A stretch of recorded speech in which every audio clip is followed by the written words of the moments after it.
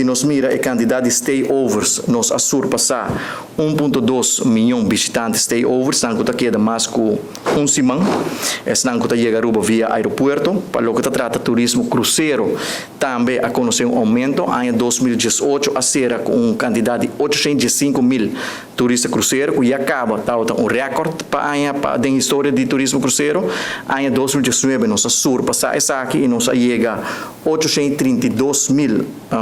passageiro, turista cruzeiro, que está outro recorde que ao logrado em 2 anos de governo aqui.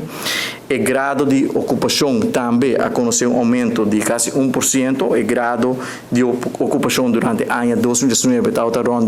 85%, é decir, 85 de cada 100 câmaras está ocupado durante o ano 2019. E average daily rate, que está indicador junto com o REF para o importante para medir qualidade de turista, não está bem Aruba, a conhecer um aumento de 6,2%, e REF para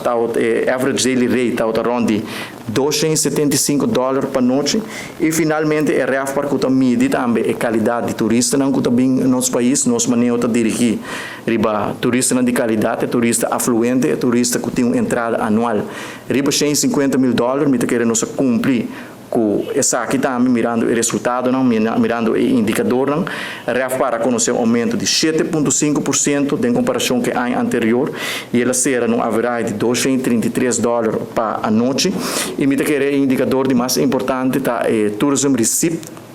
é quantidade de placa que o turista não está lá atrás da nossa economia, que está a medir do Banco Central. Nós não temos cifra ainda para full ano 2019, nós temos cifra na promessa 6 lunas de ano 2019, e essa aqui acaba com um aumento de 4%. Em 2018 e acaba, tem um crescimento de quase 8% para o que trata o tourism receipt, que nós está mapeando de crescimento, riba crescimento, notícia sumamente positiva que nós está compartilhando com a comunidade de Aruba.